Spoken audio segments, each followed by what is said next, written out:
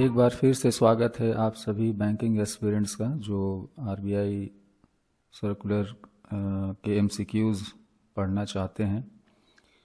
मैंने एमसीक्यूज़ तैयार किया है for the month of January 2024। चलिए इससे शुरू करते हैं। First question is what is the new bulk deposit limit for scheduled urban cooperative banks in tier 3 and tier 4 cities as per the RBI notification dated January 1, 2024। आपके पास 5 options हैं।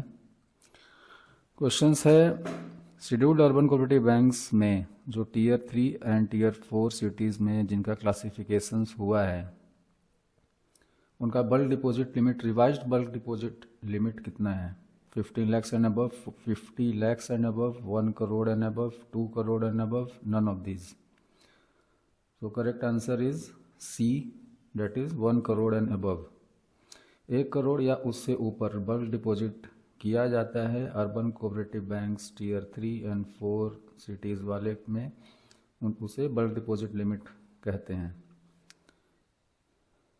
Next question है हमारा, under the revised RBI instruction a saving account become inoperative after. Saving account inoperative कब होता है? अगर उसमें किसी भी तरह का फिनेंशियल ट्रांजैक्शंस या नॉन फिनेंशियल ट्रांजैक्शंस नहीं हुआ है कस्टमर के द्वारा, अगर उस सेविंग अकाउंट में नहीं हुआ है किसी तरह का transaction, either it is financial transactions और non financial transaction. Financial transaction means customer अगर कैश डिपॉजिट करते हैं at the counter, branch counter, या विड्रॉल करते हैं या ब्रांच के थ्रू एनईएफटी करवाते हैं या नेट बैंकिंग के थ्रू एनईएफटी करवाते हैं, वो फिनेंशियल ट्रांजैक्शन हुआ। नॉन फिनेंशियल ट्रांजैक्शंस मीन्स अगर कस्टमर ब्रांच आकर के या नेट बैंकिंग के थ्रू अपना अकाउंट स्टेटमेंट जनरेट करते हैं, अकाउंट स्टेटमेंट लेना चाहते हैं, तो वो नॉन फिनेंशियल ट्रांजैक्शंस कहलाता है। उसके अलावा अगर आप जनरली नेट बैंकिंग के थ्रू चेकबुक रिक्वेस्ट करते हैं, डेबिट कार्ड का रिप्लेसमेंट करवाते हैं, तो वो भी नॉन फिनेंशियल ट्रांजैक्शंस आता है। और ये नॉन फिनेंशियल ट्रांजैक्शंस और फिनेंशियल ट्रांजैक्शन किसी तरह का कोई एक्टिविटी अगर सेविंग अकाउंट में 2 साल के लिए नहीं हुआ है तो वो अकाउंट इनऑपरेटिव कहलाएगा। तो करेक्ट आंसर यहाँ होगा नो ट्रांजैक्शन फॉर 2 ईयर। बढ़ते हैं नेक्स्ट क्वेश्चन की ओर। How long are funds in an inoperative accounts held before being transferred to the DEAF account, DEAF fund. Account inoperative हो चुका है, उसके बाद भी अकाउंट में किसी तरह का कोई इंक्वायरी नहीं, जो भी फंड अवेलेबल हैं उनको कस्टमर किसी तरह का ना डिपॉजिट कर रहे हैं ना विड्रॉल कर रहे हैं, बिल्कुल अकाउंट आइडियली छोड़ा हुआ है, तो वो पैसा कब तक उस इनऑपरेटिव अकाउंट में पड़ा रहेगा? तो ये है लिमिट उसका 10 years एंड अबव। 10 साल तक अगर कस्टमर उस पैसे को उस अकाउंट की तरफ देखते भी नहीं है, कोई भी एक्टिविटी नहीं होता है अकाउंट में, तो उस बैंक वाले क्या करेंगे, ब्रांच या बैंक उस फंड को आफ्टर 10 ईयर उस फंड को निकाल कर डी फंड में दे दिया जाता है, ट्रांसफ़र कर दिया जाता है। और उसके बाद ये डीफ का फुल फॉर्म आप लोग याद रखेंगे, that is depositors education and awareness fund. Next question हमारा है,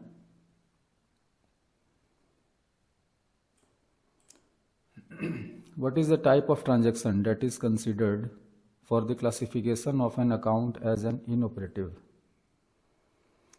ये मैंने बहुत अच्छे से समझाया हुआ है, हमारा जो आरबीआई सर्कुलर जनवरी मंथ 2024 का वीडियो आप लोग रिफ़र करें, ये सारे टॉपिक को मैंने वहाँ एक्सप्लेन किया है।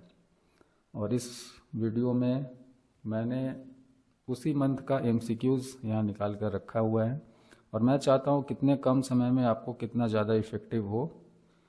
और डायरेक्टली आरबीआई सर्कुलर से क्वेश्चंस भी आते हैं। तो लास्ट कम से कम 12 मंथ्स का आरबीआई सर्कुलर एंड उसके एमसीक्यूज़ और इन जनरल केस कभी कभी लास्ट 2 ईयर के भी क्वेश्चंस पूछे जाते हैं, बट बेसिकली आप 18 मंथ्स का आरबीआई सर्कुलर और उसके एमसीक्यूज पढ़ करके जाएं। हमारा ये क्वेश्चन है, what is the type of transaction that is considered for the classification of an account as an inoperative. So first option है bank induced transaction, second customer induced transactions both A and B, neither A और B, neither A nor B and none of these. तो ये हमारा correct answer होगा customer induced transactions. Customer induced transaction क्यों? क्योंकि customer अपने थ्रू, जैसे cash withdrawal, cash deposit, NEFT, through branch और थ्रू नेट बैंकिंग, कस्टमर के द्वारा ट्रांजैक्शंस होना जरूरी है, तभी अगर वो हो जाता है 2 साल के अंदर तो अकाउंट इनऑपरेटिव नहीं होगा। इसलिए अगर 2 साल तक ऐसा कोई भी एक्टिविटी कस्टमर ने नहीं किया है तो अकाउंट इनऑपरेटिव हो जाएगा। बैंक इंड्यूस्ड ऑप्शन इसका करेक्ट है नहीं, और बोथ ए एंड बी भी नहीं है, और डी भी हमारा कहानी उसका ख़त्म है। तो correct answer here is customer induced transaction. Next question,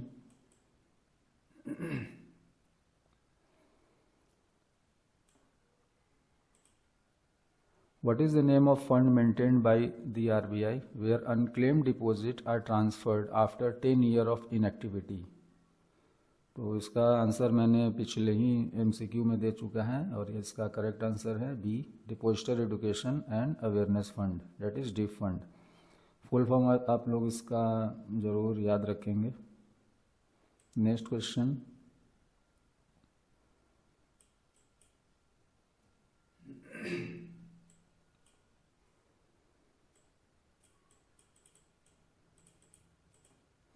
Which of the following is the minimum credit rating required by the issuing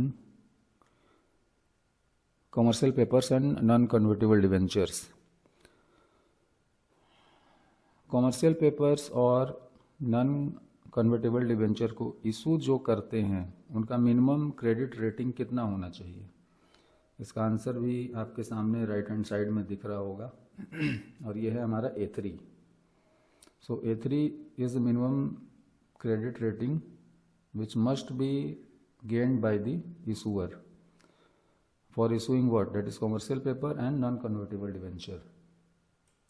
बढ़ते हैं नेक्स्ट क्वेश्चन की ओर।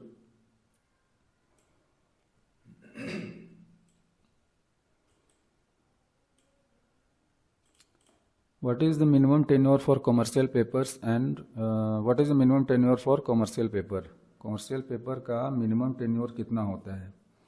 तो मिनिमम टेन्योर कॉमर्शियल पेपर का 7 डेज होना चाहिए और maximum 1 year. Okay, next question, maximum tenure for NCDs.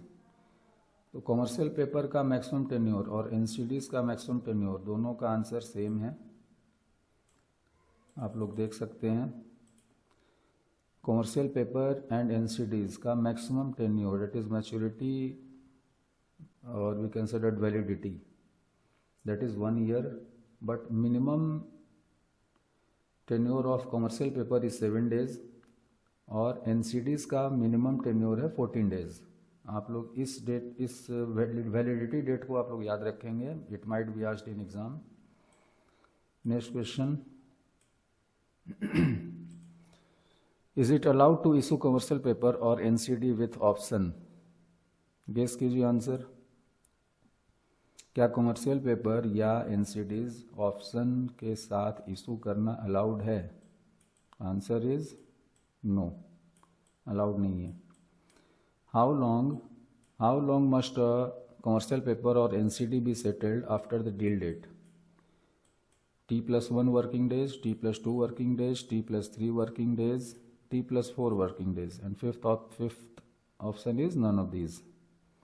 तो here the correct answer is T+4 working days. Commercial paper और एनसीडीज अगर आज इशू होता है या फिर इन्वेस्टर्स ने आज इसमें इन्वेस्ट किया है, तो जो भी डॉक्यूमेंट्स हैं और जो ट्रांजैक्शंस हुआ है उसका total clearance T+4 working days में हो जाना चाहिए. T for transaction date and उसके बाद extra 4 working days. Next question.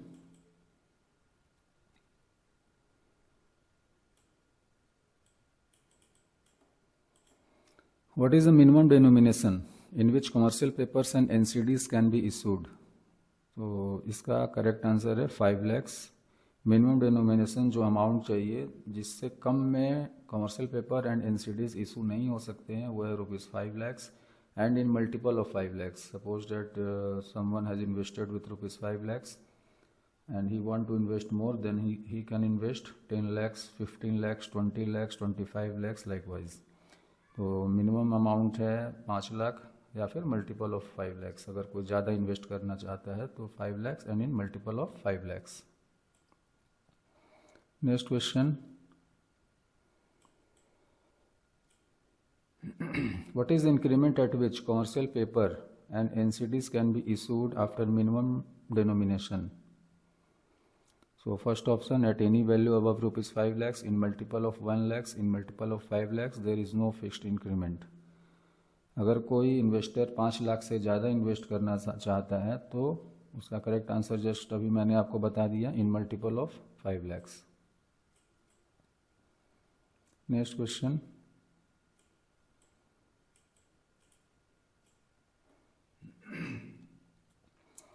As per RBI guidelines on the credit investment, as per RBI guidelines on the credit or investment concentration norms, which of the following is not a credit risk transfer instrument as per notification? First option, cash margin held as collateral. I guess ये सही है. Central government guaranteed claim, ये भी सही है. State government guaranteed claim, ये भी सही है. पर्सनल गारंटी, ये नहीं होगा. Which of the following is not a credit risk transfer instrument? तो personal guarantee credit risk transfer instrument नहीं है. चलते हैं नेक्स्ट क्वेश्चन की ओर.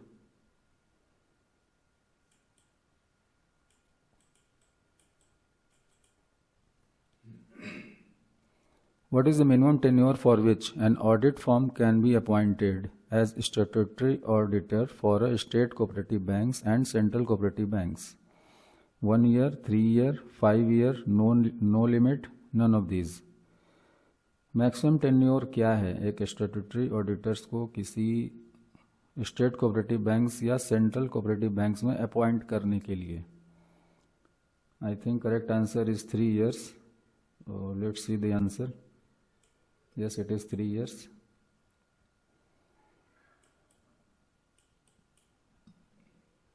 नेक्स्ट क्वेश्चन इज, आंसर यहीं दे दिया गया है.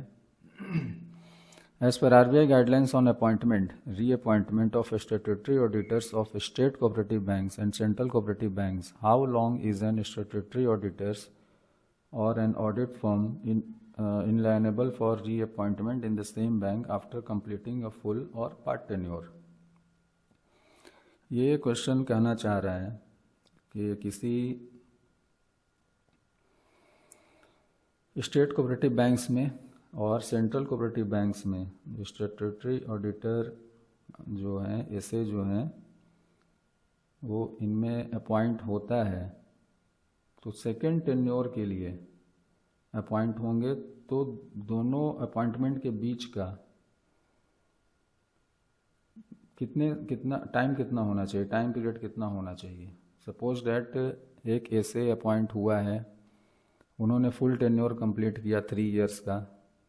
नेक्स्ट टाइम जब वो अपॉइंट होंगे सेम बैंक में तो 6 साल का गैप होना ज़रूरी है. उसके बाद वो अगले टेन्योर के लिए अपॉइंट हो सकते हैं. मीन्स फर्स्ट 3 year अपॉइंटमेंट होगा, फिर 6 साल का गैप होगा, और उसी बैंक में अगर सेम ऐसे अपॉइंट करना है तो आफ्टर 6 year वो अगले टेन्योर के लिए हो सकते हैं. और हर टेन्योर इनका 3 years का होता है, लेकिन गैपिंग 6 year का होना चाहिए. सेम बैंक में अगर सेम बैंक में सेम ऐसे को अपॉइंट करना है तो. बढ़ते हैं नेक्स्ट क्वेश्चन की ओर.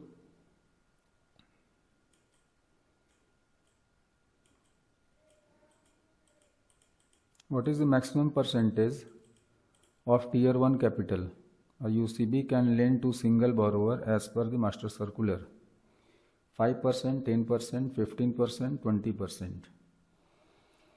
UCB का जो लार्ज एक्सपोजर का जो लिमिट है, यूसीबी अर्बन कोऑपरेटिव बैंक्स का एक्सपोजर, लोन एक्सपोजर का जो लिमिट है सिंगल बोरोवर के लिए, वो है हमारा maximum percentage, it is I think it is 25%. Let's see the correct answer.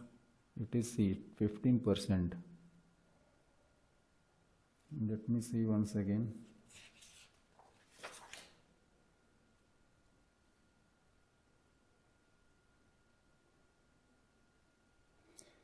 Okay, the correct answer is C, 15%. Maximum percentage of tier 1 capital a UCB can lend to single borrower as per the master circular, it is 15%.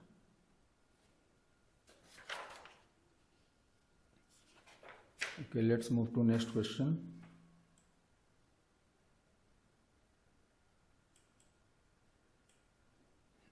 Total exposure of UCB to housing, real estate and commercial real estate loan is capped at what? 5%, 10%, 15%, 20%. Question यहाँ बोल रहा है total exposure of urban cooperative banks का exposure, loan exposure housing में, real estate में and commercial real estate loans में maximum capping कितना है? आप लोग आंसर गेस करें. 5% है, 10% है, इट इज 15%, 20% और none of these. So here correct answer is 10%. Let's move to next question.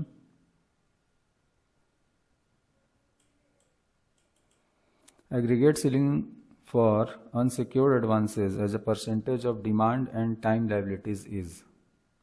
Aggregate ceiling for unsecured advances as a percentage of demand and time liabilities is 5%, 10%, 15%, 20% or none of these. So here once again the correct answer is 10%. Next question. UCBs are prohibited from lending money against. UCB को मना किया हुआ है, मना किया गया है, आप लेंडिंग नहीं कर सकते हैं किस चीज़ के अगेंस्ट में? Government securities, fixed deposit, their own shares, gold, none of these. तो यूसीबी जो है लेंड कर सकते हैं गवर्नमेंट सिक्योरिटीज़ के अगेंस्ट में, फिक्स्ड डिपॉजिट के अगेंस्ट में जिसे एफडी बोलते हैं वो भी कर सकते हैं, गोल्ड के अगेंस्ट में लोन कर सकते हैं, देयर ओन शेयर जो उनका अपना शेयर है उसके अगेंस्ट में UCBs are prohibited for lending purpose. But in the upcoming month, that is in July 2024, RBI circular indicates that RBI circular जुलाई 2024 में ये चेंजिंग किया हुआ है कि primary urban cooperative banks can lend up to 20% of tier 1 capital against their own share. So जनवरी month में वो लेंड नहीं कर सकते हैं दियर ओन शेयर, लेकिन अपकमिंग मंथ में जुलाई 2024 में उनको अलाउ किया हुआ है कि primary urban cooperative banks can lend up to 20% of tier 1 capital against their own share. I think questions are going to finished. It is second last question. Salary earners, UCB, ACBs are not allowed to give term deposit advances to members, give term deposit advances to non-members, give unsecured advances, give housing loan, none of these. So correct answer is give term deposit advances to non-members. And this is going to be the last question, that is 21. UCBs are prohibited from granting bridge loan entering finance for working capital requirement, purchase of land, construction of residential property, all of the above, none of these. Guess करिए आप लोग इसका correct answer. UCBs को prohibit किया हुआ है bridge loan. Bridge loans means ऐसा loan जो एक दूसरे से कनेक्टेड है उनको मना किया हुआ, यूसीबीज को मना किया हुआ है कि आप granting bridge loan interim finance आपको नहीं करना है। किस चीज़ पे? वर्किंग कैपिटल रिक्वायरमेंट के लिए, परचेज ऑफ लैंड के लिए, कंस्ट्रक्शन ऑफ रेसिडेंशियल प्रॉपर्टीज़ के लिए, all of the above. So correct answer here is all of the above. Means UCB can not grant bridge loan interim finance for working capital, purchase of land and construction of residential properties. So my dear friends, ये 21 questions मैंने extract किए थे 2024 जनवरी month के circular से। Hope आप लोग इस session को आप लोगों ने एंजॉय किया, और मिलते हैं अगले वीडियोस में जो हमारा फरवरी 2024 का डिटेल्ड एक्सप्लेनेशंस रहेगा, प्लस MCQs 2024 मंथ्स का 2024 फरवरी मंथ्स का वो भी मैं एक्सप्लेन करूँगा। और आप लोग से रिक्वेस्ट है कि फिनांस एजुकेशन 365 चैनल को आप लोग सब्सक्राइब कर लें, ताकि आपके अपकमिंग एग्ज़ाम के लिए, जो कि बैंक ऑफ महाराष्ट्र का एग्ज़ाम बहुत जल्द आने वाला है, स्केल 2 के लिए तो डेफिनेटली ये आपको बेनिफिट करेगा, स्केल 3 में भी बेनिफिट करेगा। जो भी बैंकिंग एस्पिरेंट्स हैं, please stay in touch and thank you, thanks a lot for watching this video. Take care, bye bye.